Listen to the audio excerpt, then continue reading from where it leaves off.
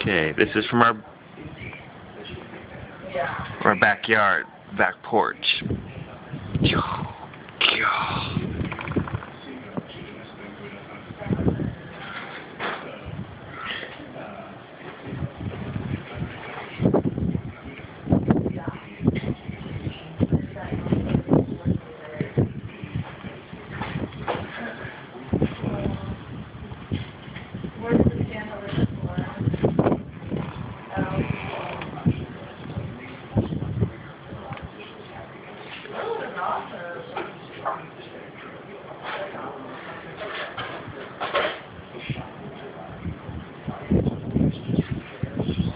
This is probably the coolest storm I've ever been in. And I live in Rexburg, Idaho.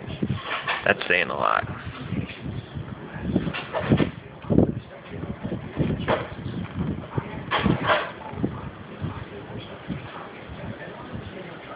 Yeah, and there's the power lines over our backyard, electrocuting our kids on occasion.